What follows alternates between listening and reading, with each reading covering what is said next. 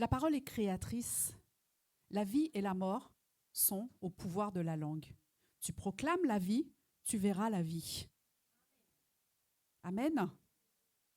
C'est ainsi qu'on a été créé. La parole a du poids dans ta bouche.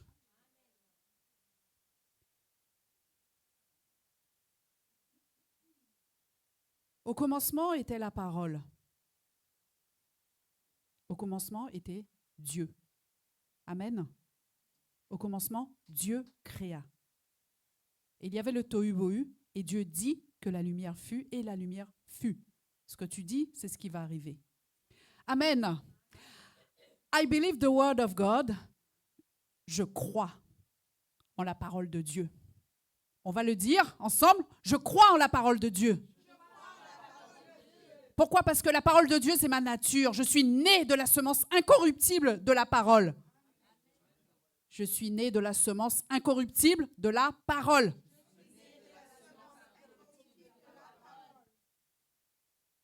Mais ce n'est pas ce couplet-là, c'est l'autre. On continue. I receive revelation. Je reçois la révélation. Amen. I receive understanding. Je reçois la compréhension. J'ai la compréhension. Je comprends. Je comprends la parole. Amen. I'm fully dressed to win. Je suis parfaitement revêtu pour triompher. Merci, il y en a qui suivent. Alléluia. Tous en cœur, tous ensemble. Je suis parfaitement revêtu pour triompher. Amen. Amen. Tes mots ne sont pas vains. Tu l'as dit de tout ton cœur. Amen. Ok. On va plonger. Amen. Amen, merci Jésus. Ok. On va plonger directement. On est sur le plongeoir. On y va. 2 Timothée 4, versets 1 à 5. Est-ce que voix off, tu t'es bien échauffé les cordes vocales? Parce que aujourd'hui, là, il va y avoir de la lecture. Alléluia. Voix off.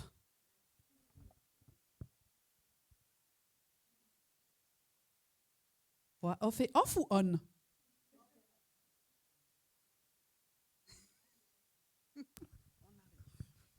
Amen. 2 Timothée 4, 1. Je t'adjure devant Dieu et devant le Christ Jésus, qui doit juger les vivants et les morts, et au nom de son avènement et de son royaume. Prêche la parole, insiste en toute occasion, favorable ou non, convainc, reprend, exhorte, avec toute patience et en instruisant. Car il viendra un temps où les hommes ne supporteront plus la saine doctrine, mais au gré de leurs propres désirs, avec la démangeaison d'écouter, ils se donneront maître sur maître. Verset 4, ils détourneront leurs oreilles de la vérité et se tourneront vers des fables. Verset 5, mais toi, sois sobre en tout, supporte les souffrances, fais l'œuvre d'un évangéliste, remplis bien ton service. Amen. Amen. Alors, je reprends le contexte. Le contexte, donc on est dans 2 Timothée.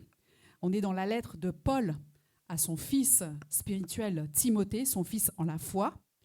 Et ce passage, en fait, c'est l'une des dernières choses que Paul dit à Timothée. Et juste après, il parle déjà du fait que, qu'il a bien rempli son service, qu'il a achevé la course. Donc, ce passage vient juste avant les dernières paroles ou les paroles pendant lesquelles Paul va dire voilà, je ressens que c'est la fin en fait. Où Paul fait un bilan. Et donc, qu'est-ce qu'il dit à son fils? il lui donne des dernières recommandations sur ce qu'il doit continuer en fait dans le ministère, comment il tient son ministère, comment il doit tenir son ministère. Et lorsque quelqu'un donne des dernières recommandations, lorsque quelqu'un sent que voilà, ça va être la fin, eh bien, les mots qu'il utilise, les choses qu'il dit sont ciblées.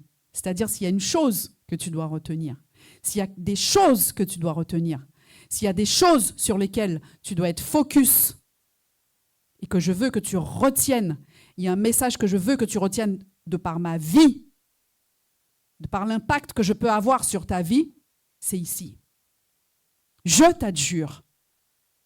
Je t'adjure. C'est-à-dire, je te demande solennellement. Donc c'est toujours très solennel, les dernières choses qu'on dit dans ces moments-là. Je t'adjure, je te supplie, je te le demande solennellement devant Dieu, devant le Christ, Jésus, qui doit juger les vivants et les morts, et au nom de son avènement et de son royaume.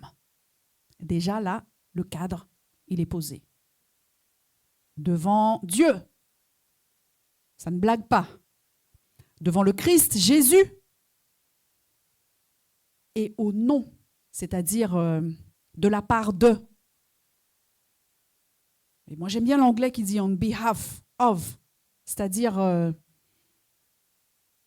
je parle au nom de, en fait, de la part de, du royaume, de son royaume, le royaume de son avènement. Et de l'avènement, déjà, il y a tellement de choses à dire sur son avènement. Jésus-Christ, pendant dans toutes les Écritures, Jésus-Christ qui est là, qui a été là, Jésus-Christ en nous, Jésus-Christ partout, en fait, dans les Écritures, son avènement. C'est un mot qui regroupe tellement de réalités, en fait. Amen. Tellement de réalités. La parole vivante incarnée. La parole vivante réincarnée en nous. La parole vivante qui vient, qui est, qui était, qui revient, qui est éternelle. Amen. Donc, je reprends, je t'adjure devant Dieu et devant le Christ, Jésus, qui doit juger les vivants et les morts, et au nom de son avènement et de son royaume qui est en toi, son royaume qui est en moi, prêche la parole.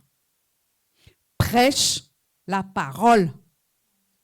Insiste en toute occasion, favorable ou non. Prêche. On va s'arrêter à chaque pas. On va y aller doucement. Je crois que vous êtes venus manger. Quand on est venu manger, on a tout le temps. Amen. On ne mange pas sur le pouce, là. On va manger, on va y aller tout doucement. Tu as le temps? OK. Prêche. Prêche. Prêche. Prêche. Ça veut dire annonce. Ça veut dire proclame. Comme un officier mandaté que tu es pour. Parce que proclamer, en fait, dans les temps anciens, proclamer, c'était proclamer comme un héros. Le héros, R-A-U-T, c'était un officier qui annonçait et qui criait les paroles, les nouvelles du roi. Si ça vous parle, ça vous parle. Amen.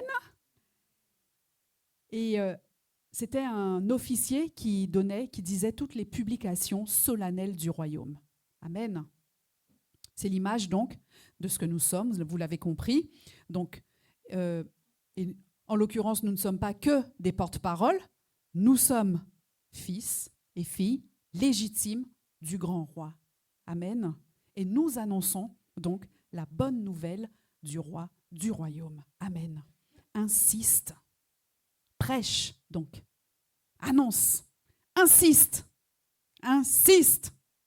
Aïe, aïe, aïe. Je sais pas pour toi, mais moi, lorsque je lis insiste, je me dis oh là là. J'ai quand même l'image que le monde nous a formaté du gars qui vient et puis qui est lourd, quoi. Tu sais, le commercial là, qui insiste, qui veut absolument te vendre son produit et tout pour que tu achètes et tout là. Mais en fait, c'est pas du tout ça. Le mot grec vient de épi, deux particules, donc épi et istémie, épi, istémie. C'est-à-dire, le sens de ce terme, istémie, c'est soutenir l'autorité d'une chose. C'est-à-dire se tenir au milieu d'eux. C'est-à-dire que tu sais que ce que tu dis, c'est vrai. En général, les commerciaux viennent et puis ils veulent te vendre un truc auquel eux-mêmes ne croient pas, ou ils y croient à moitié, ou ils savent que bon, ça marche pas, ils savent qu'ils sont en train de t'entourlouper, mais en fait, voilà, ils enrobent le truc d'une certaine manière et ils veulent te le vendre en fait. Ils te vendent du rêve, hein, comme on dit. Mais là, tu viens, tu prêches, tu proclames les nouvelles du roi, du royaume. Tu insistes. C'est-à-dire que tu soutiens l'autorité de la parole que tu es en train de prêcher parce que tu sais en qui tu as cru. Tu soutiens, tu te tiens fermement dans la vérité. Tu ne laisses rien passer parce que tu sais que ce que tu dis a toute autorité. Comme on l'a chanté tout à l'heure. Amen. Qu'est-ce qu'on a dit tout à l'heure? Le final authority in my life. Parce que le ciel et la terre passeront, ma parole ne passera pas. La parole est l'autorité finale dans ma vie. La parole est l'autorité finale sur cette terre. La parole, quand bien même le ciel et la terre passeront, la parole, elle ne passera pas. Donc tu affirmes cette vérité de la parole en te tenant fermement ancré en elle. Et tu le fais avec assurance. Avec assurance. Amen? Pourquoi avec assurance? Ouais. Parce que si on parle d'assurance, c'est qu'en face, il y a peut-être un peu d'adversité. Il y a peut-être un peu d'obstacles, en fait. Vous êtes d'accord avec moi? Pas toujours facile, hein? Amen. Mais en fait, auparavant, Paul avait dit à son fils, et on est dans 2 Timothée 3, 16. Est-ce qu'on peut le lire? Et prêter attention à tout ce qui est écrit, à tout ce que Paul a dit à son fils. Amen. 2 Timothée 3,16. Toute écriture est inspirée de Dieu et utile pour enseigner, pour convaincre, pour redresser, pour éduquer dans la justice, afin que l'homme de Dieu soit adapté et préparé à toute bonne œuvre. Amen. Amen. Donc la vérité en question que tu es en train de présenter avec assurance, que tu es en train de présenter comme étant l'autorité finale, et même l'autorité première, j'ai envie de dire aussi, elle est inspirée de Dieu. Ce n'est pas juste une parole. Elle est inspirée de Dieu parce que toute écriture est inspirée de Dieu. Et toute écriture est utile pour enseigner. Elle te forme, elle t'enseigne, elle te convainc, elle te redresse. Et si elle le fait pour toi, c'est pour que tu ailles le faire pour les autres.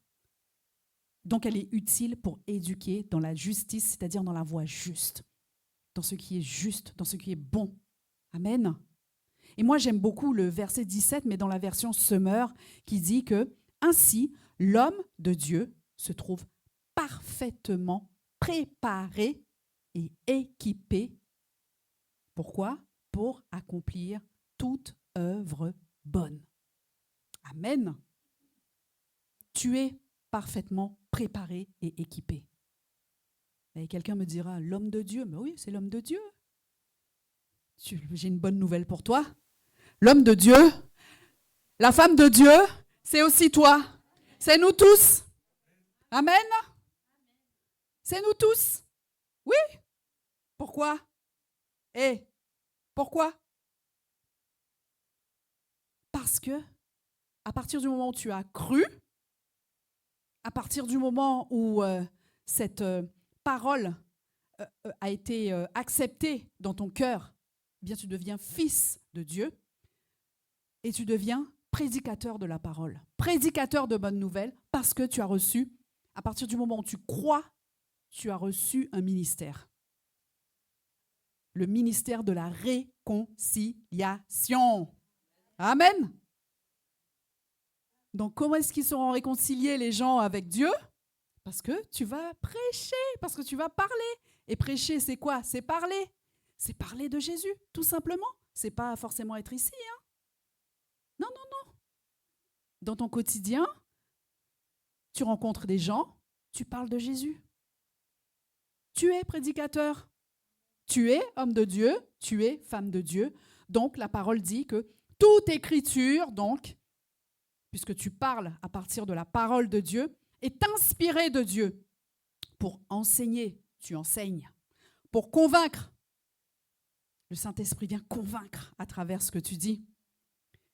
Le Saint-Esprit vient redresser une mauvaise compréhension des Écritures et le Saint-Esprit vient montrer ce qui est juste.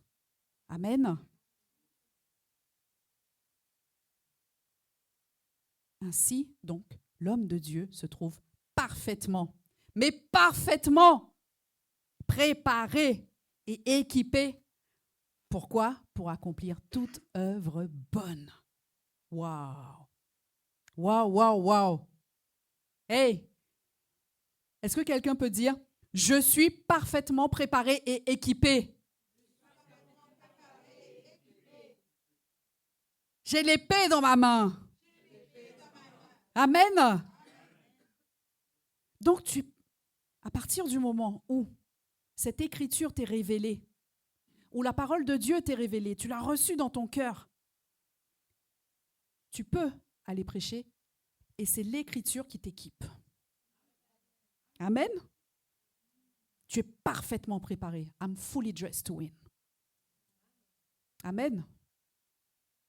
Je suis parfaitement revêtu parce que je suis revêtu du Saint-Esprit. Je suis parfaitement équipé. Amen. Je suis équipé de l'armure. On l'a vu la semaine dernière. On a passé toutes les armes en revue, mais parmi elles, l'arme offensive, l'épée. L'épée. Je suis parfaitement équipé d'une épée aiguisée. Vous savez, en escrime ou dans d'autres disciplines, en fait, les gens, ils apprennent toutes sortes de figures. Toutes sortes de figures, en fait. Alors moi, je ne connais pas en boxe, je sais qu'il y a uppercut, droite, crochet, tout ça. Bon, en escrime, je ne connais pas. Mais j'imagine qu'il y a toutes sortes de noms de figures. Mais les noms de figures que nous avons là, c'est... Alors, c'est... Enseigne, convainc, redresse, éduque dans la justice. Oh, prêche, insiste. Amen. Ainsi, l'homme de Dieu se trouve parfaitement équipé, préparé et équipé pour accomplir toute œuvre bonne. Toute œuvre bonne. Et nous, quelquefois, on est là dans notre petit lieu de prière et puis on dit « Seigneur, montre-moi les œuvres bonnes que tu as préparées d'avance afin que je les pratique. Est-ce que tu peux me montrer? Peut-être que c'est à tel endroit, tu peux me donner la vision. Est-ce que tu peux me montrer par des songes quelles sont les œuvres bonnes que tu as préparées pour moi? Quel est mon appel? » This is it. Pour toute œuvre bonne. Va, prêche la parole. Tu as toujours un voisin, un boulanger, des gens que tu rencontres qui ont besoin d'entendre la parole de vie, qui ont des problèmes parce qu'on est ici et chacun de nous traverse des situations, des tribulations. Tu en as toujours un qui a besoin d'entendre que Jésus-Christ est là, puisqu'il a dit, vous aurez des tribulations dans ce monde, mais moi, je suis là, je serai avec vous tous les jours. Et quelqu'un a besoin d'entendre cette parole de toi. Amen. Épée, hop, hop, aiguise ton épée. Ton épée a besoin d'être aiguisée. Si elle est dans son fourreau tout le temps, elle a besoin d'être bien aiguisée. Amen. Alors sors ton épée et vas-y. Au lieu d'être là à attendre, quelles sont les bonnes œuvres que tu as préparées d'avance afin que je les pratique? C'est quand tu vas te mettre en marche, quand ton épée va bien servir, que sur la route, sur le chemin, que tout cela te sera révélé. Amen. Alors avance, avance, avance, tout simplement. Les bonnes œuvres. Donc prêche, c'est ça les bonnes œuvres. Insiste. Ah oui, tu vas me dire, mais c'est normal, toi t'es pasteur. Hein. C'est normal de prêcher pour un pasteur. Hein. Encore une fois, tu as été établi. Tu es fils de Dieu. Tu es fille de Dieu. Tu es l'épouse qui va montrer les vertus. Les vertus. Puisque la parole dit que vous êtes une race élue, un sacerdoce royal, une nation sainte, un peuple racheté, afin d'annoncer les vertus, afin d'annoncer, annoncer encore, hein, annoncer, prêcher, ok, les vertus de celui qui vous a appelé des ténèbres à son admirable lumière. Les vertus. Tu annonces quoi? Les vertus de Christ. Sauf que vertu, en fait, il y a un petit côté un peu dans notre langage, ça fait un peu moral, quoi. Vous voyez ce que je veux dire? La vertu. Et c'est un peu connoté moral. Vous voyez ce que je veux dire? Amen. Puisqu'on sait que la Bible a été traduite, alors on traduit avec des mots qui ont un sens, mais quelquefois le sens se rapproche fortement d'eux, mais au fil du temps, les mots prennent parfois des connotations. Et vertu ici vient d'un mot grec qui veut dire l'excellence. L'excellence. Donc il s'agit d'annoncer quoi? L'excellence de Christ. L'excellence de Christ, c'est l'excellence de la pensée qui t'a été révélée lorsque tu l'as rencontré, lorsque tu es dans sa présence, lorsque tu lis les Écritures et qu'il te révèle l'excellence de qui il est, l'excellence de la pensée de Christ, l'excellence de qui il est. C'est quand le logos devient rhéma, vient frapper fort à ton cœur et devient rhéma, devient une réalité pour toi, parce qu'il s'agit de prêcher ce que tu as reçu. Prêcher parce que le prédicateur que tu as entendu sur YouTube dit, parce que tu l'as entendu, tu dis « Oh, ça c'est bien, ouais, oh, allez, hop, je vais dire ça ». Mais si tu n'y crois pas, ça n'aura pas le même impact. Hein. Parce que les gens savent quand tu es convaincu ou quand tu n'es pas convaincu, ça se ressent. On est d'accord avec ça. Hein? Amen. Et en fait, l'évangile, donc je disais, vertu, ce n'est pas la morale. L'évangile, ce n'est pas des leçons de morale. Hein. L'évangile, ce n'est pas de l'éducation civique et... comment ça s'appelle cette matière-là? Ça a perdu son c'est pas le même nom quand j'étais jeune. On disait instruction civique. Éducation civique et morale, voilà. C'est pas ça, hein? C'est pas ça l'évangile. C'est pas leçon de morale, leçon de bonnes choses. Ça, c'était les années 50, je crois. Bon, c'est quand même pas mon temps, rassurez-vous. Hein. Mais on recevait des livres d'antan.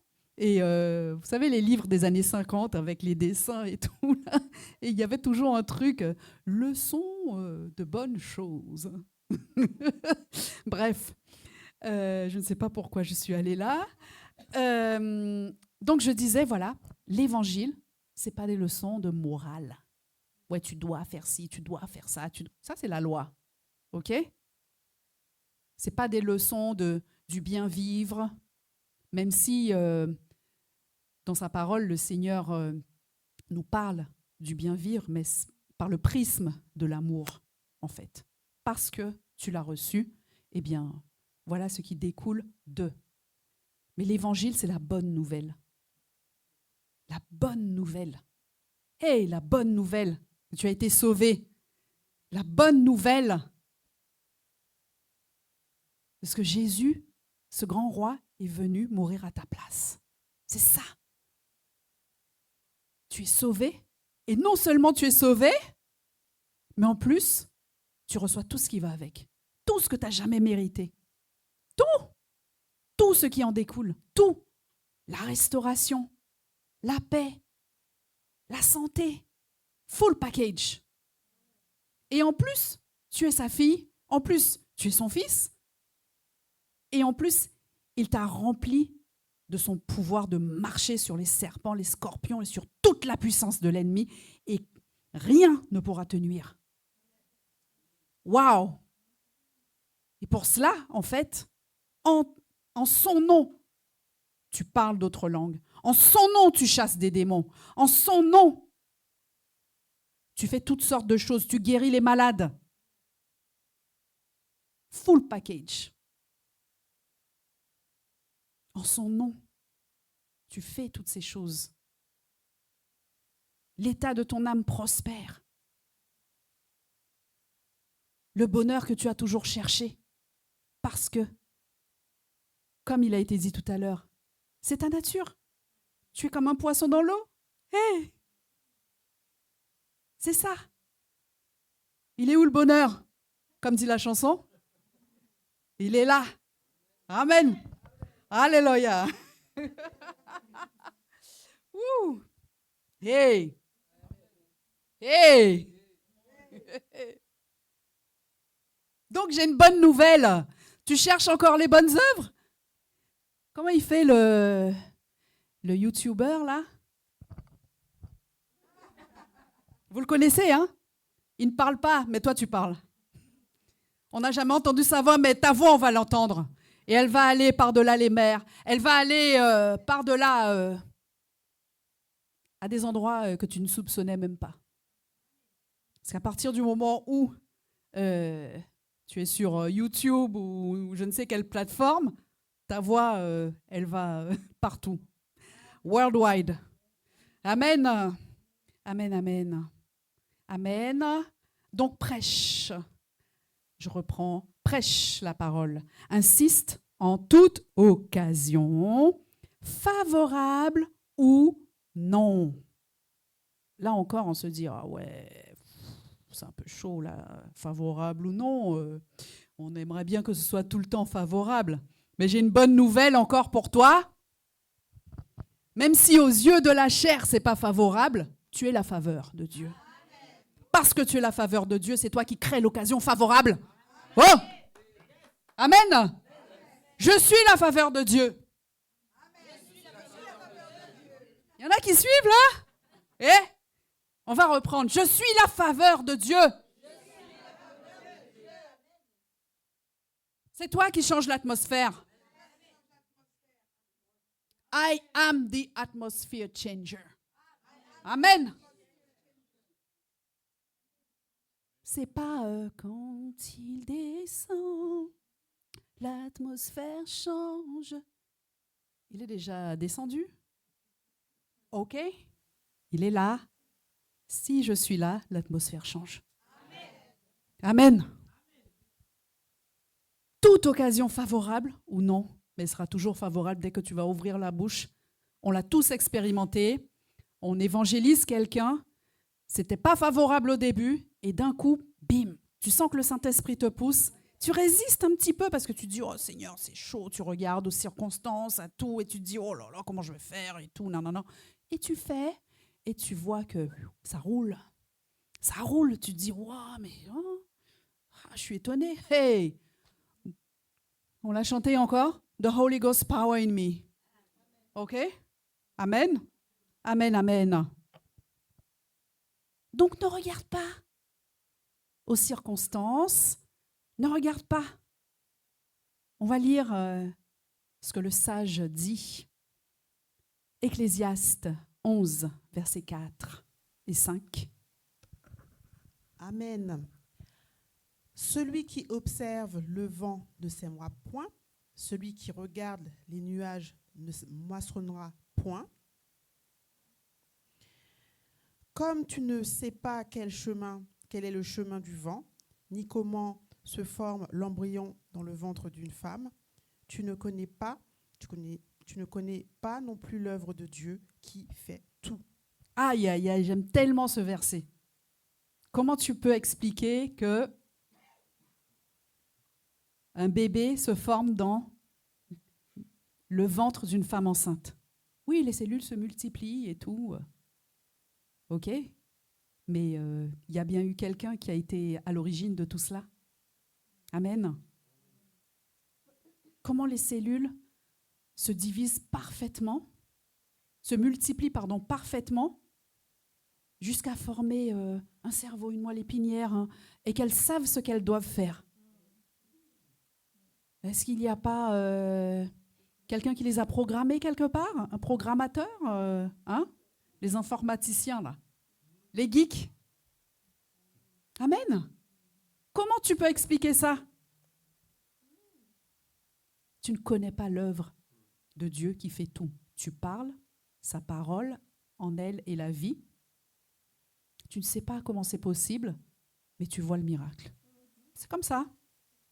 Donc si tu regardes au vent, comment le vent, il ne fait pas beau, il fait beau, le temps, les saisons, etc., ben, tu ne feras rien. Hein.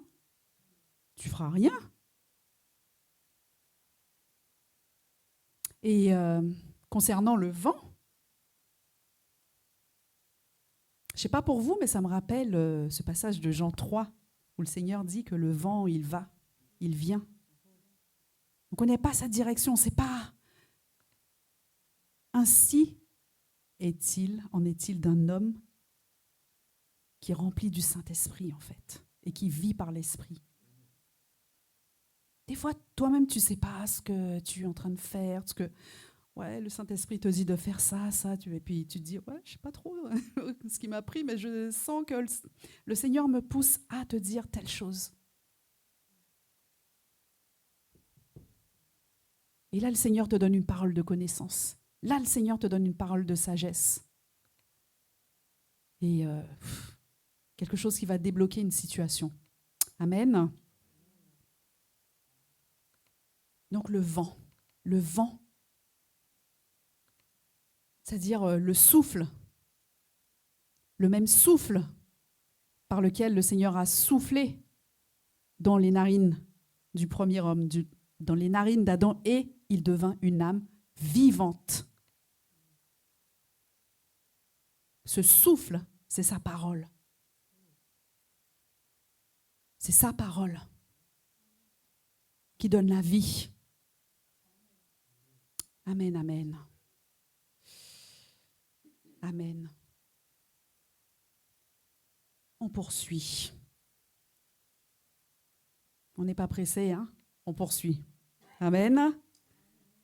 Donc, prêche la parole, insiste en toute occasion, favorable ou non, convainc, reprend, exhorte avec toute patience et en instruisant. La patience, fruit de l'esprit, l'amour, toujours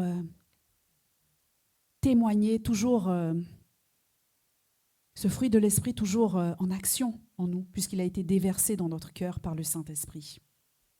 Amen. Car, pourquoi tu dois insister, reprendre, convaincre, exhorter, avec patience? Pourquoi tu as besoin de tout ça?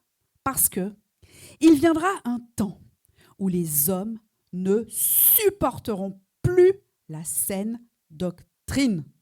Aïe, aïe, aïe, aïe, aïe. Aïe. Les hommes ne supporteront plus la saine doctrine. Donc Paul parle d'enseigner la saine doctrine. Donc la saine doctrine, c'est quoi? Vous savez comme moi que ce qui est sain, c'est ce qui est bon, ce qui est excellent, amen, ce qui fait du bien. Donc lorsqu'on parle de la saine doctrine, on parle de doctrine, donc enseignement. Le mot fait un petit peu pompeux, entre guillemets, mais on parle d'un enseignement juste, en fait. Donc, prêche, enseigne de manière très juste, en fait, de manière très exacte, cette vérité. Sois fidèle à la vérité, en fait. Donc, la saine doctrine, c'est un enseignement juste de la vérité, un enseignement donc, qui est exact, un enseignement qui est dépourvu de toute erreur, un enseignement dans lequel tu ne trouveras rien d'autre que la vérité, toute la vérité, comme on dit, rien que la vérité. Amen.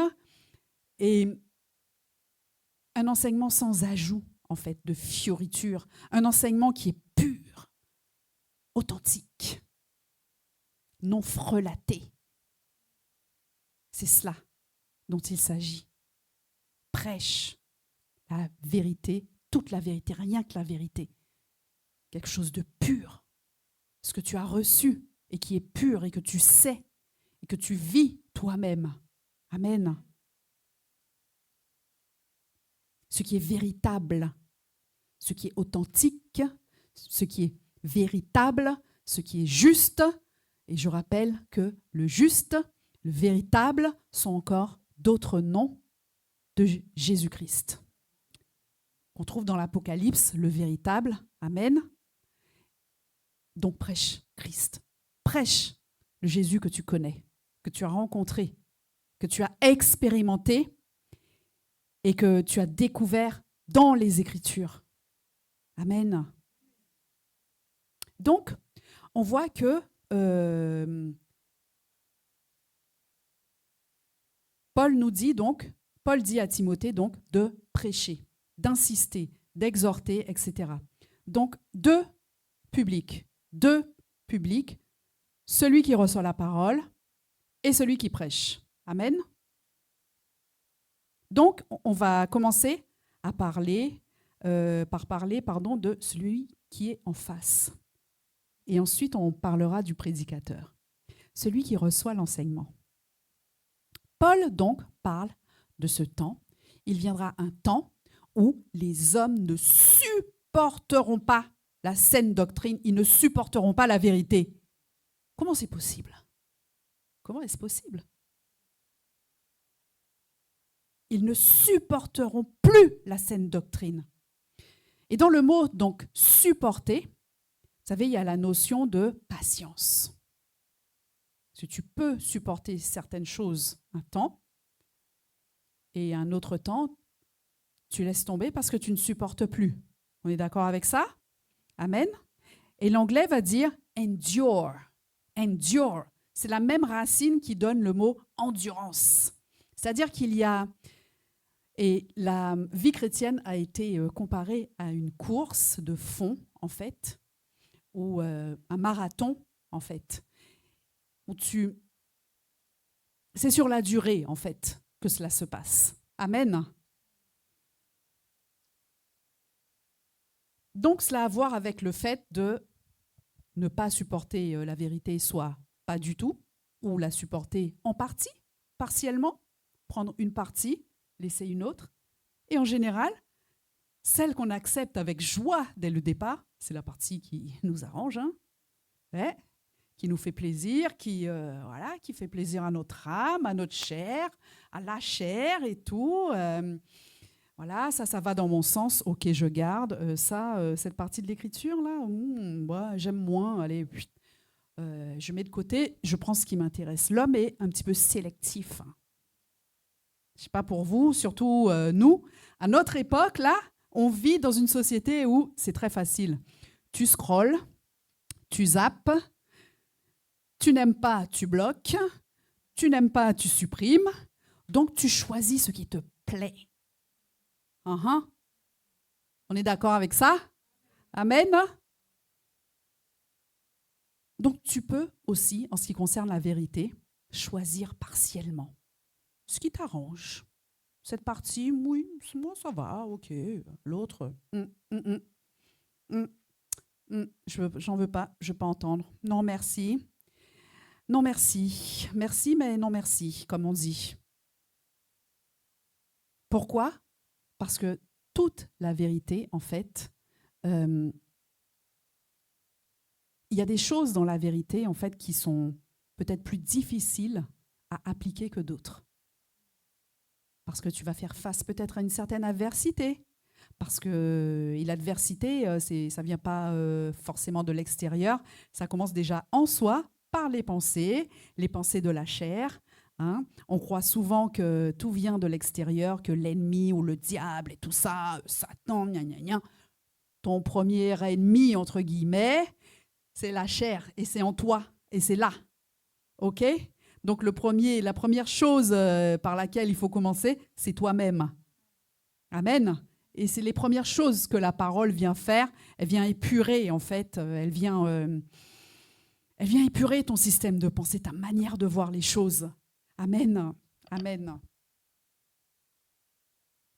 Et Paul va dire que, donc, au gré de leur propre désir, avec la démangeaison d'écouter, ils se donneront maître sur maître. Donc, en fonction de leur désir, en fait, de leur convoitise, et ils vont aller dans ce dans quoi ils veulent aller, et le reste, non, ce sera oublié, ce sera éludé, mis de côté, hop, je prends ce qui m'intéresse. Et oui, nous en sommes là, malheureusement. Ce qui veut dire que Dieu parle d'une manière, tantôt d'une manière, tantôt d'une autre. Il parle, mais on peut entendre la parole, on peut entendre la vérité d'une certaine manière. Choisir certaines choses. Donc on peut entendre aussi un message qui est complètement déformé, un message qui est partiel. Pourquoi ? Parce que des fois, on entend ce qu'on a envie d'entendre. Vous savez tous que quelquefois, on est en lutte avec nos propres pensées et puis on prend notre Bible et on cherche une solution. On cherche une direction. Mais en fait, on s'est déjà fait une idée sur la question tellement forte que, quel que soit le verset que tu prendrais, ça irait dans ton sens, en fait.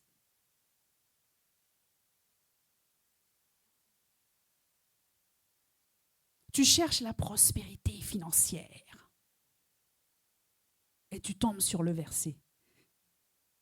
Jésus-Christ, pour vous, s'est fait pauvre, de riche qu'il était, afin que, par sa pauvreté, vous soyez enrichis. Et là, tu fais, ouais, amen, je reçois, je lambano, je paralambano, je reçois.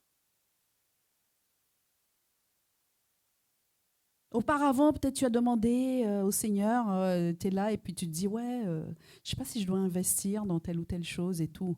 Bim, paf, tu prends ton truc là, ton téléphone, ta tablette ou je ne sais quoi.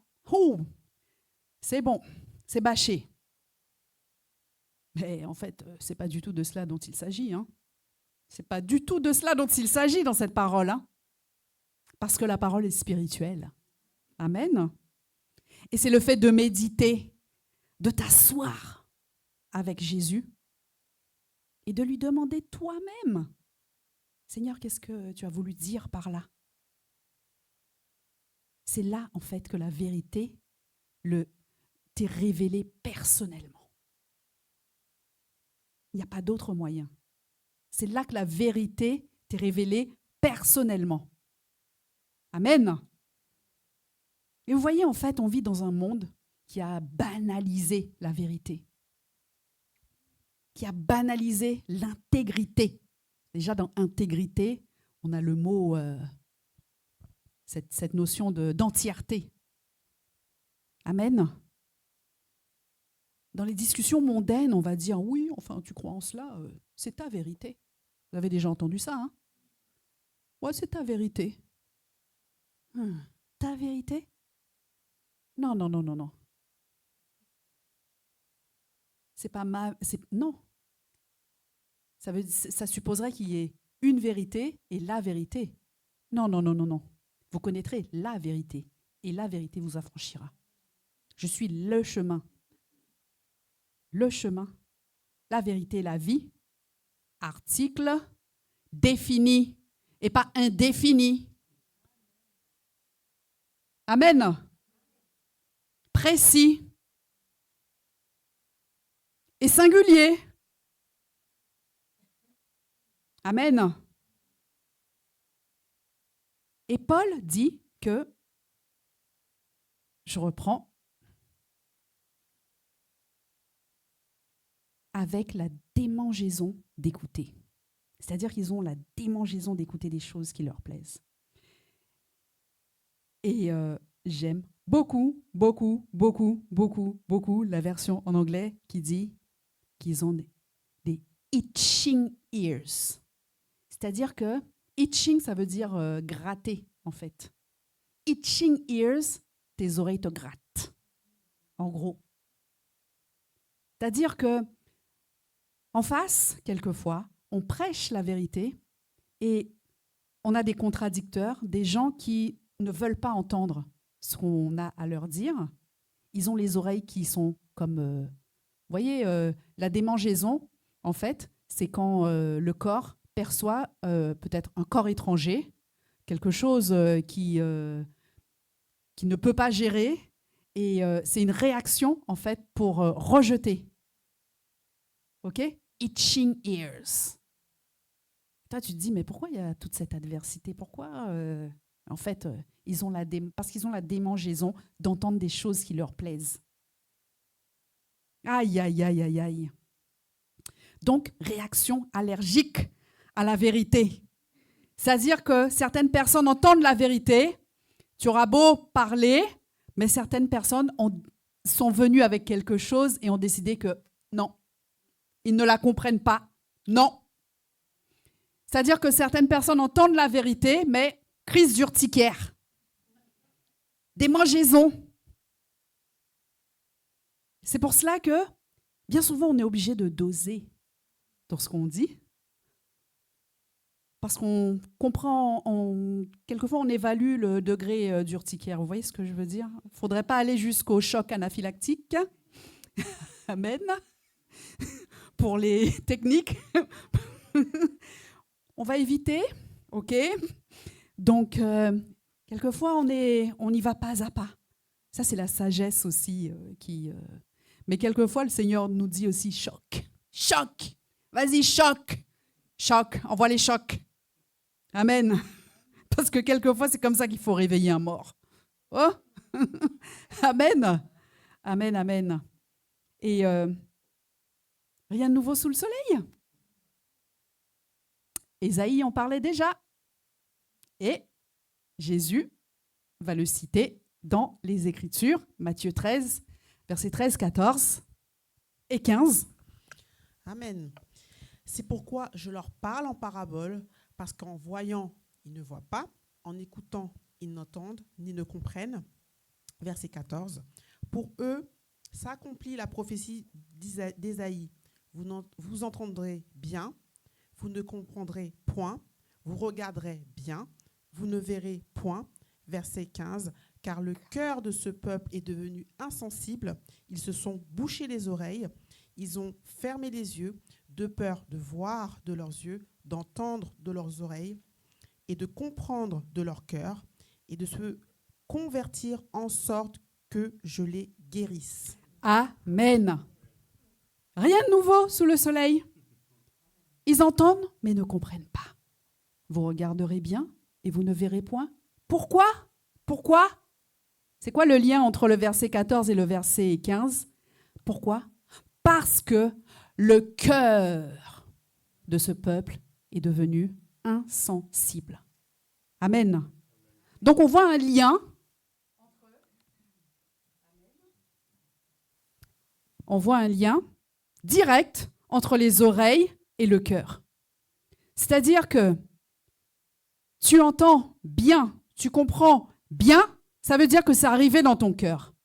Tu ne comprends pas, tu ne veux pas entendre, tu ne veux rien savoir, comme on dit. Ça veut dire que ton cœur est en mauvais état. Oreilles en mauvais état, cœur en mauvais état. Oreilles qui ne remplissent pas leur fonction, donc cœur en mauvais état.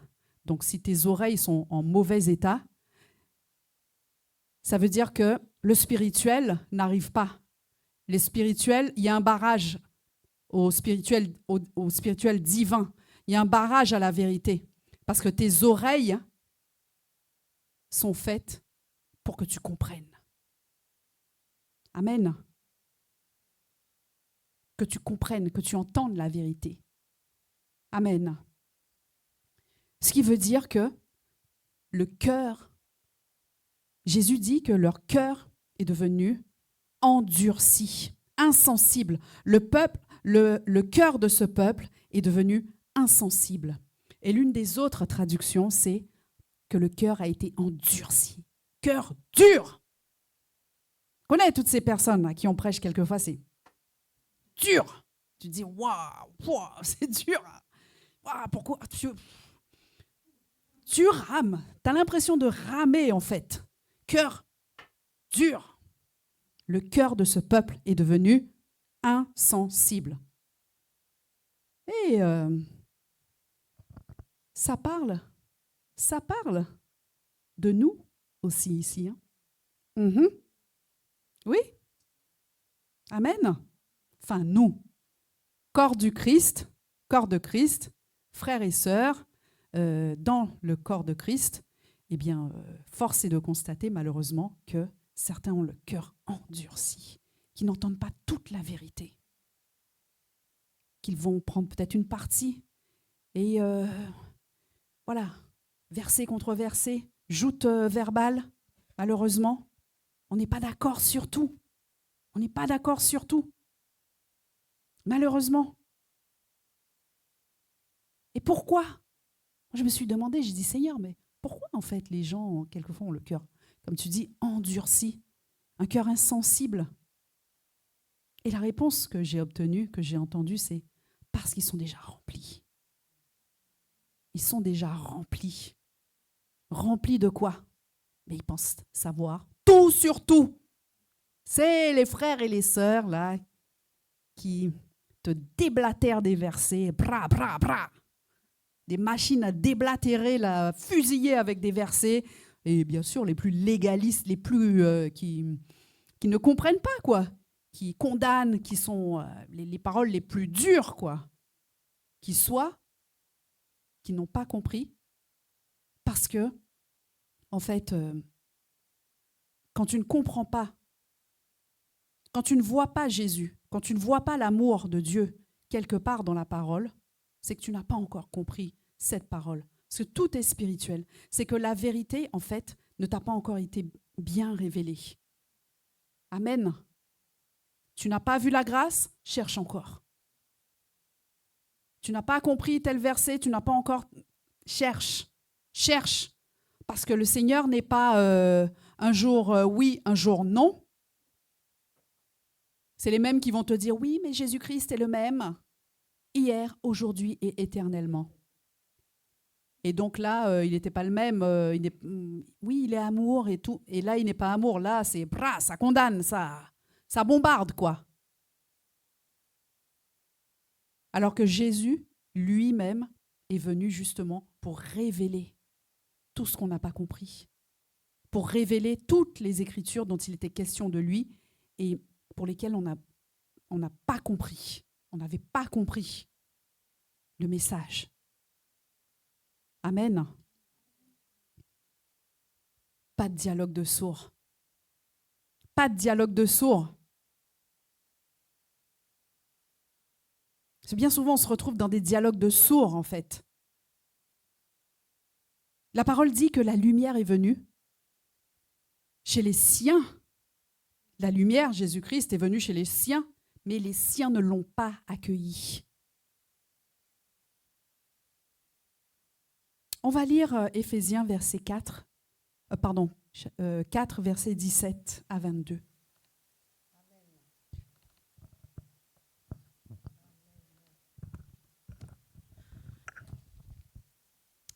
Voici donc ce que je dis et ce que j'atteste dans le Seigneur, c'est que vous ne devez plus marcher comme les païens qui marchent selon la vanité de leur intelligence.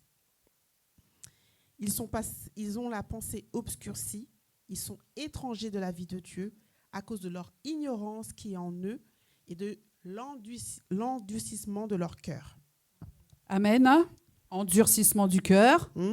Amen. Verset 19, ils ont perdu tout sens moral, ils se sont livrés au dérèglement pour commettre toute espèce d'impureté jointe à la cupidité. Verset 20, mais vous, ce n'est pas ainsi que vous avez appris à connaître le Christ, si du moins vous avez entendu parler de lui et si vous avez été instruits en lui, conformément à la vérité qui est en Jésus, c'est-à-dire vous dépouiller à cause de votre conduite passée, de la vieille nature qui se corrompt par les convoitises trompeuses. Amen. Amen. Amen, amen, amen. Amen. On va retenir, il y a beaucoup de choses dans ce passage, mais on va retenir le fait qu'ils ont la pensée obscurcie et qu'ils sont étrangers à la vie de Dieu.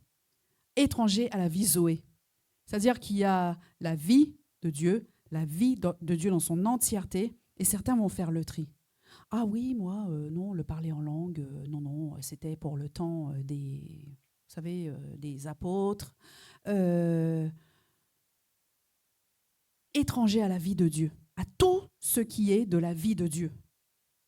Il y a beaucoup, et on y va de toutes les doctrines qui existent et qui sélectionnent en fait, qui laissent mettre de côté certaines choses de la parole. Amen. Amen, amen. Pourquoi ? Parce qu'ils ont la pensée obscurcie. C'est un combat, comme je disais, entre les ténèbres et la lumière. Et le cœur est endurci. Pourquoi ? Parce qu'ils sont remplis d'eux-mêmes. Ils pensent savoir tout sur tout. Ils pensent être autosuffisants. Autosuffisance avec leur intelligence, en fait, qu'ils ont mise par-dessus tout. Autosuffisance de ma doctrine, en fait. Voilà, j'ai la meilleure doctrine, etc. Et Paul dit, en fait, que ça, en fait, c'est aussi marcher à la manière des païens, en fait.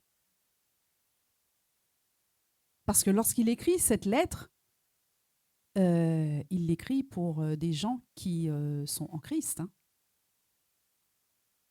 Donc il dit, ne marchez pas à la manière des païens qui ont l'intelligence obscurcie, qui sont étrangers à la vie de Dieu. Amen. Donc tu peux être chrétien et être parfaitement étranger, alien à la vie de Dieu, et prendre les autres justement pour des extraterrestres. Hein. Toujours celui qui dit, comme on dit, hein, voilà, qui est, comme disent les enfants, et il y a une vérité quelque part là. Hein. Et prétendre être chrétien et être étranger à la vie de Dieu. Prétendre être chrétien et finalement marcher comme un païen qui n'a pas la vie de Dieu, alors qu'elle est là et qu'elle est accessible. Et tu marches selon une partie de la parole et une autre partie, tu la laisses de côté et tu prends ce qui t'arrange et tu portes ce masque, le masque du bon religieux hypocrite. Hé! Étranger à la vie de Dieu. Ça veut dire à quel point, en fait, tu acceptes de te laisser éclairer. À quel point, en fait, tu acceptes que le Seigneur change ton intelligence. À quel point tu acceptes de te laisser transformer ou non par la vie de Dieu, par la parole de Dieu. À quel point? Amen. Et pire, sont les mêmes qui peuvent après transmettre des choses. Ce qu'ils pensent savoir, un aveugle, conduisant un autre aveugle. Hélas, hélas, hélas.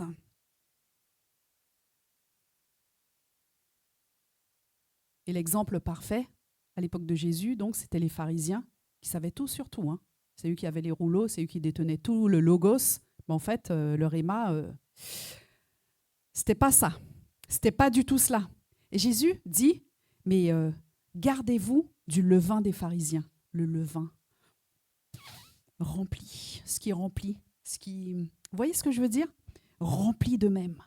Tu es déjà rempli, donc c'est normal que tu ne te laisses pas éclairer, c'est normal que tu ne te laisses pas remplir, parce que tu viens déjà avec gonflé à bloc de ce que tu penses savoir. Donc tu n'es pas enseignable. Amen. Amen, amen. Bon, j'ai encore beaucoup de choses à dire, mais on va parler de celui qui proclame maintenant la parole, le prédicateur. Amen. Amen, amen, amen. Amen.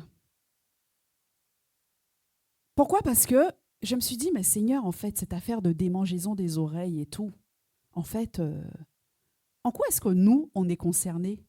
Est-ce que nous, on ne serait pas aussi un peu concernés par cette affaire-là? Est-ce que quelquefois, nous aussi, on n'aurait pas, dans le corps de Christ, hein, des démangeaisons, la démangeaison d'entendre ce qui nous plaît, finalement? Parce qu'en fait, lorsqu'on reçoit une parole,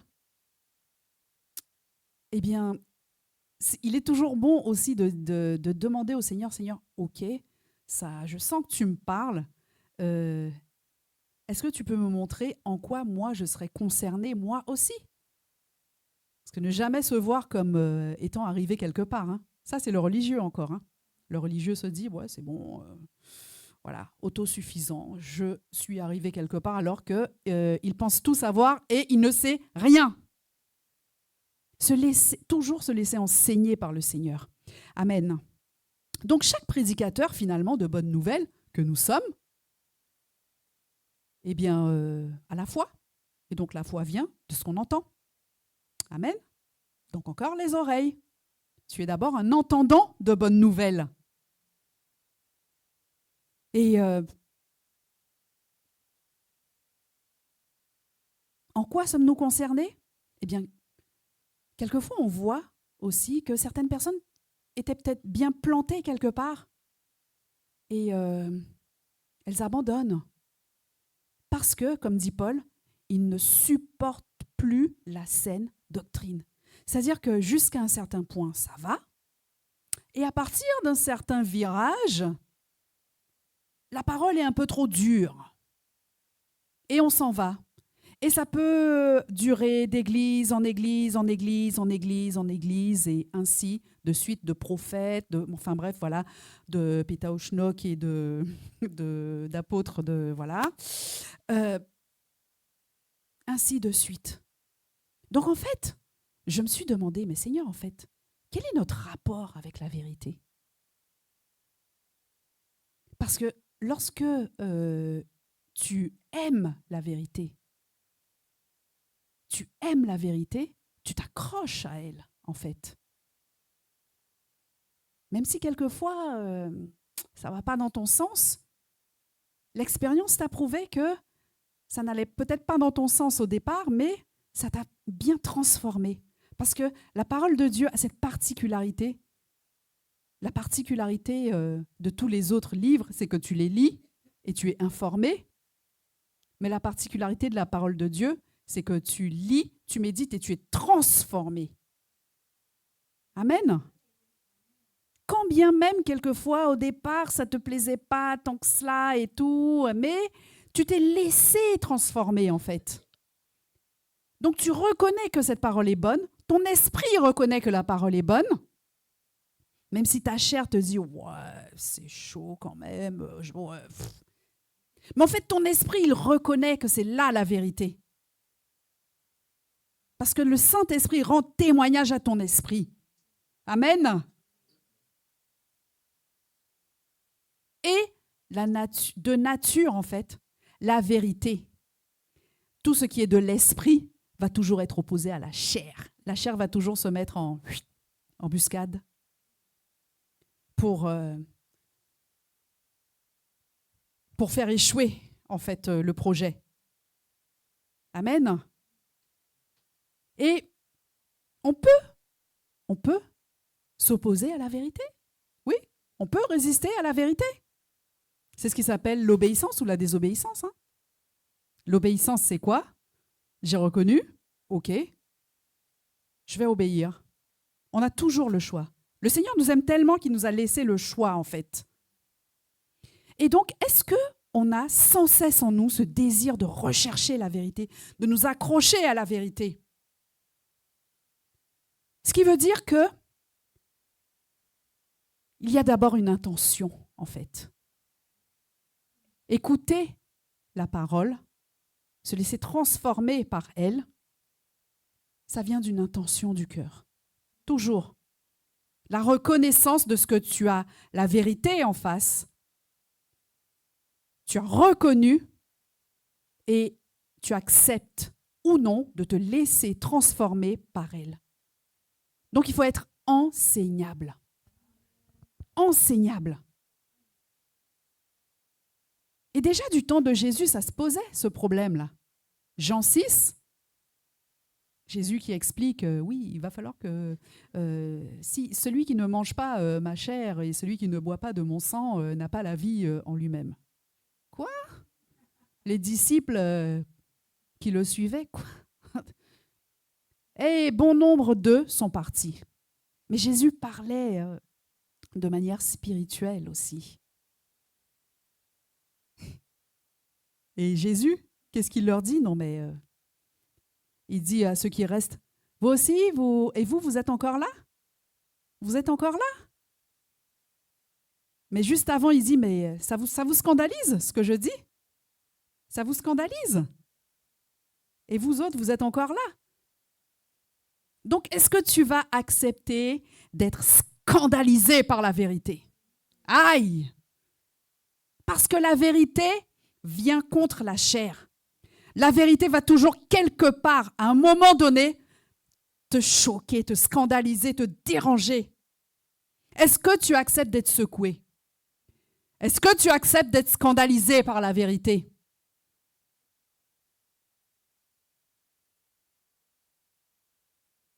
Parce que obéir, l'un des synonymes de obéir, c'est écouter. Aussi. Amen.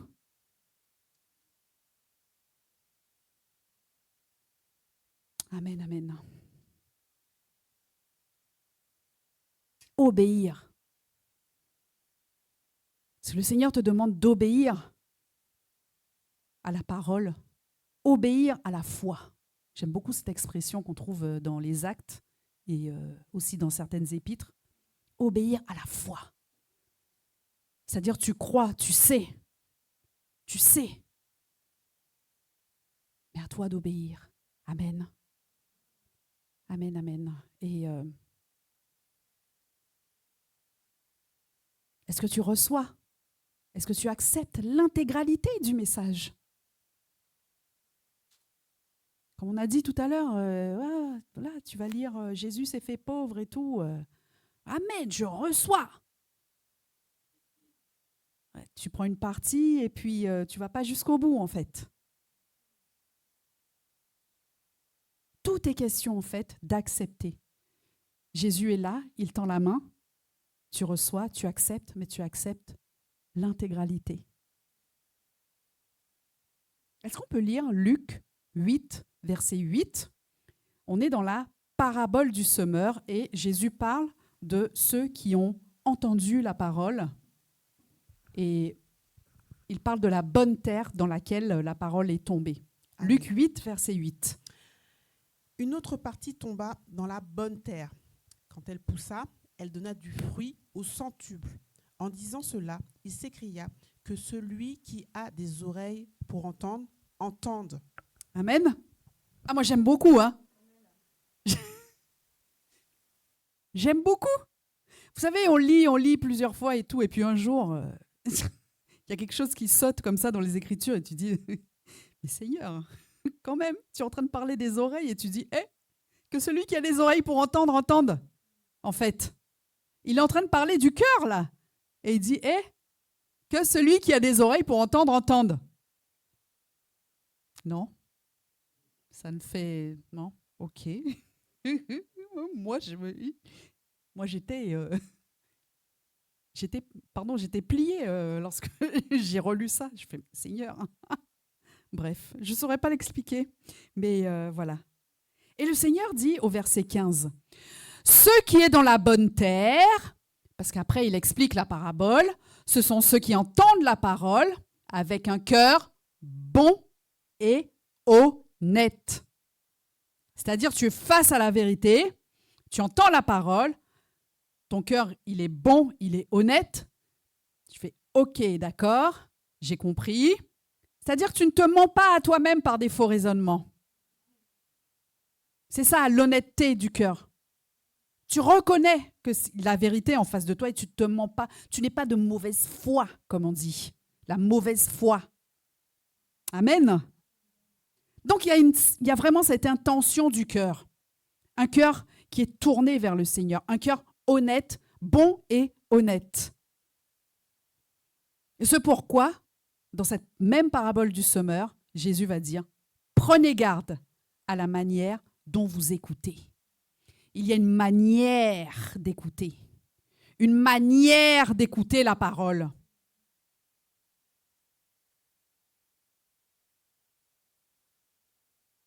Et bien souvent, on s'attend à Dieu.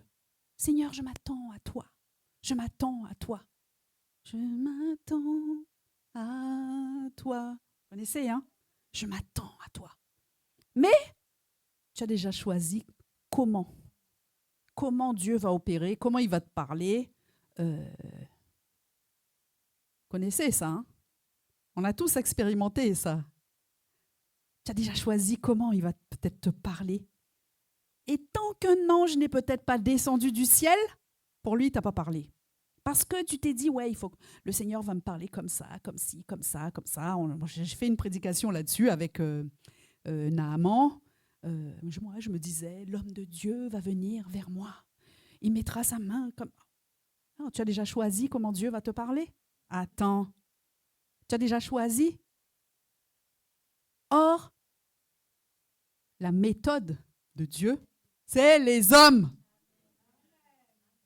La méthode de Dieu, ça va être, oui, les Écritures. Ça va être ce temps que tu passes avec lui. Mais en dehors de cela, il va se servir de toutes sortes de choses pour te parler et il va passer par des gens pour te parler. En l'occurrence, bien souvent, par tes leaders spirituels. Peut-être tes leaders spirituels te parlent et tout, et puis tu dis, ouais.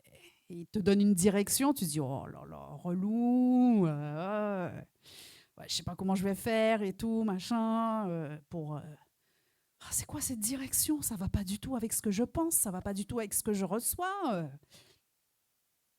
Hey! Je répète, la méthode de Dieu, c'est les hommes.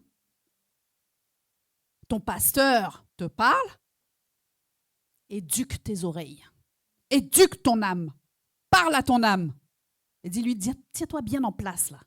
Mes oreilles sont ouvertes. Mes oreilles sont bien ouvertes. Tends l'oreille. Répudie ta chair pendant ce temps-là. Attitude. Attitude. Amen. Comment est-ce qu'on accueille cette parole? Comment? Si c'est une direction qui est vraiment inattendue, c'est vraiment un truc qui va nous demander des changements incroyables ou des choses qu'on n'avait pas imaginées. Quelque chose qui ne correspond pas du tout aux circonstances que tu traverses. Est-ce qu'on a itching ears? Non. J'ai une petite allergie là. Non, je ne reçois pas là. Amen, je reçois? Là, ouais, il n'y a plus amen, je reçois. Hein. Aïe, raisonnement, forteresse, brique après brique. Et Paul dit qu'ils détourneront leurs oreilles de la vérité et se tourneront vers les fables. Bref, voilà. Mon Dieu, j'ai encore beaucoup de choses à dire. Je vais résumer. Et après, je conclus. Après, on va atterrir. Suivez-moi parce que je vous emmène quelque part, j'ai quelque chose que j'ai reçu ce matin. On est après Gethsémané. Jésus, donc, va être arrêté. Et on est dans Luc 22, verset 47 à 53. Est-ce qu'on peut lire, s'il vous plaît? Comme il parlait encore, voici une foule arriva, et celui qui s'appelait Judas, l'un des 12, marchait devant elle. Il s'approcha de Jésus pour lui donner un baiser. Verset 48. Jésus lui dit, Judas, c'est par un baiser que tu livres le Fils de l'homme? Et l'un d'eux frappa le serviteur du souverain sacrificateur et lui emporta l'oreille droite. Mais Jésus prit la parole et dit, tenez-vous-en là. Puis il toucha l'oreille toucha à l'oreille de cet homme, et le guérit. Verset 52. Jésus dit ensuite aux principaux sacrificateurs, aux chefs des gardes du temple et aux anciens qui étaient venus contre lui, vous êtes venus comme après un brigand avec des épées et des bâtons. J'étais tous les jours avec vous dans le temple et vous n'avez pas mis la main sur moi. Mais c'est ici votre heure et le pouvoir des ténèbres. Amen. Donc on est dans, juste avant, au moment de l'arrestation de Jésus.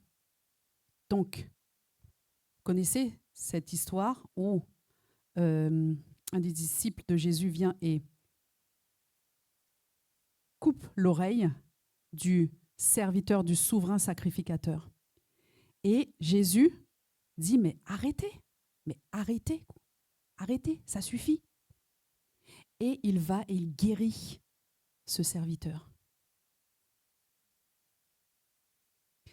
Je ne sais pas si ça vous parle par rapport à tout ce qu'on a dit auparavant. Il guérit l'oreille droite.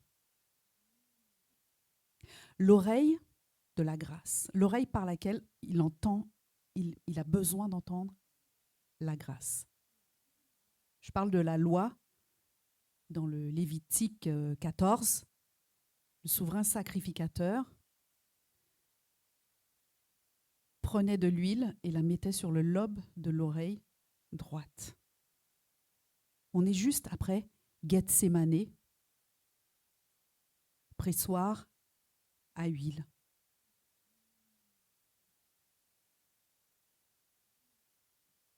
Et c'est le dernier miracle en fait. Le dernier miracle. On n'en parle pas beaucoup, mais c'est le dernier miracle. Et le nom du serviteur, c'est Malchus, qui veut dire roi. Roi, royaume.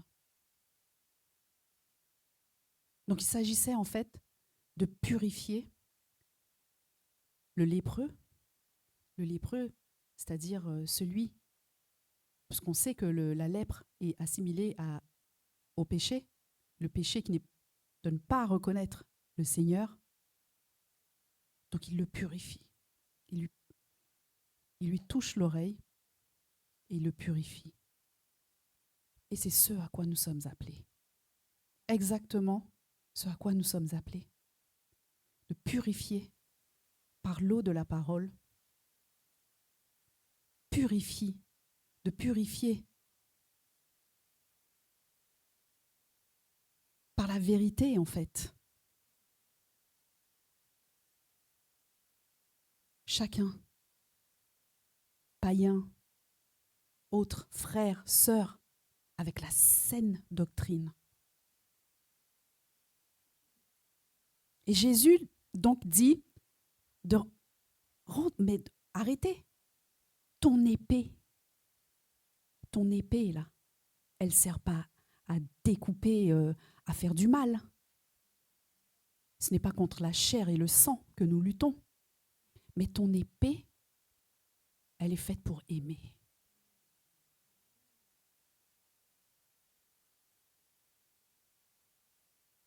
Ce que tu découpes,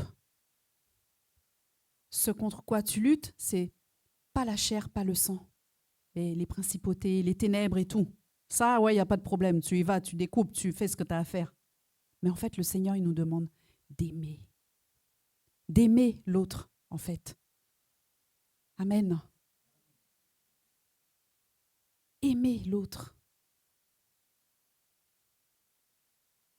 Le Seigneur nous dit que, en fait, lorsque nous redressons avec amour, avec douceur les contradicteurs, dans l'espoir que Dieu leur donnera la repentance. C'est-à-dire dans l'espoir qu'ils vont se tourner vraiment vers Dieu, dans l'espoir de qu'ils ne vont pas détourner leurs oreilles, en fait, pour arriver à la connaissance de la vérité, pour revenir à leur bon sens et pour se dégager des pièges du diable qui les a capturés. On trouve ça dans 2 Timothée 2, 25. C'est ça aussi la mission. Ce pourquoi nous sommes là. C'est pourquoi prêche, insiste, redresse. Fais tout cela avec douceur, avec amour, toujours avec amour, toujours. Et le monde chrétien, en fait, c'est incroyable. Comme les frères et sœurs, ils ont cette tendance à se juger, à se juger, mais quelquefois, les gens sortent du monde, ils viennent à l'église et c'est là où on les juge le plus. C'est juste incroyable. Alors que Jésus nous demande de guérir, de faire du bien, de redresser, d'éduquer, mais toujours dans un esprit de douceur, en se disant que le fruit, il est là. Le fruit, il est là. Il est là. Le Seigneur va faire en sorte qu'il change de voix. Et il le fait avec douceur, il le fait avec patience. Il a été patient avec nous. Amen. Amen, amen. Il a été patient avec nous. Et notre épée est vraiment faite pour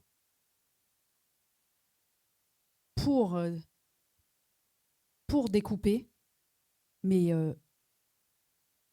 on parle de choses spirituelles.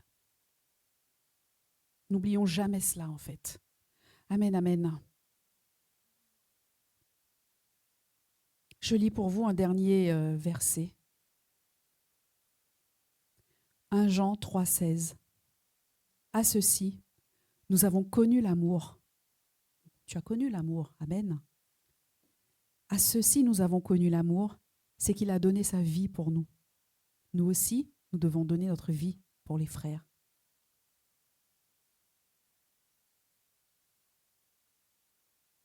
Et plus loin, le Seigneur dit, n'aimons pas en parole ni avec la langue, mais en action et en vérité.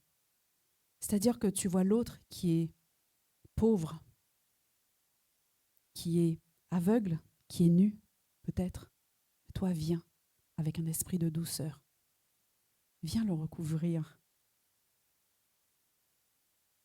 Par là, nous connaîtrons que nous sommes de la vérité et nous apaiserons notre cœur devant lui de quelque manière que notre cœur nous condamne.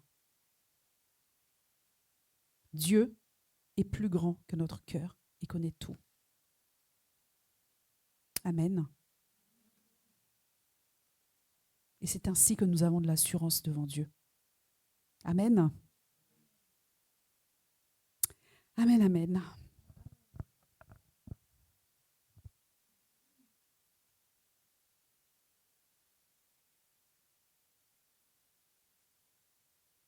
Donc la grâce qui nous a sauvés, la grâce au-dessus de tout, la grâce par-dessus tout.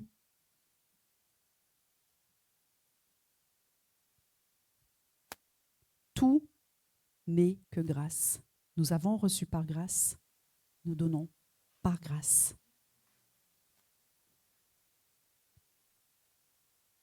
Et si nos oreilles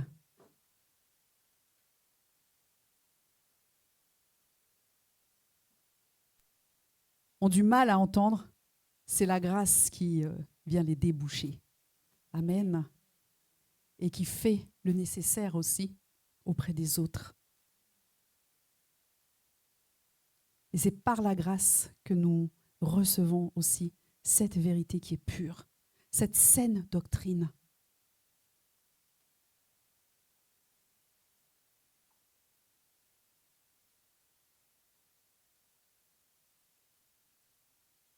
Amen. Amen, amen. Tout cela pour dire que de quelque manière que nous prêchions, de quelque manière que nous exhortons, que nous insistons, que nous redressons, que nous éduquons,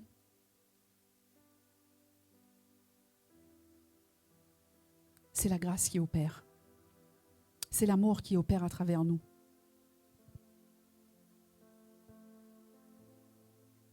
Et nous sommes tous appelés à ce mandat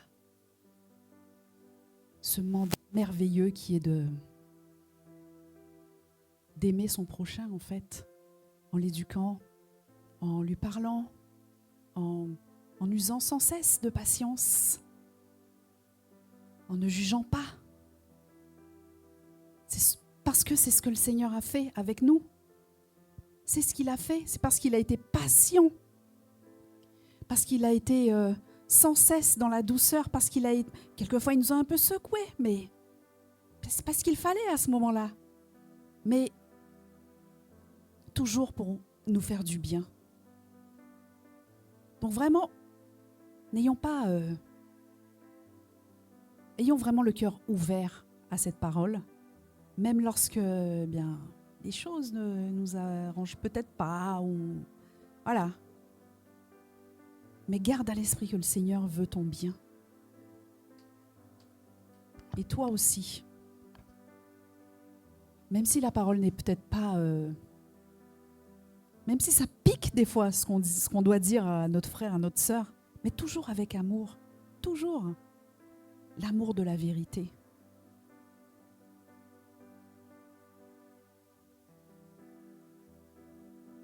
Parce que aimer aussi, c'est ça.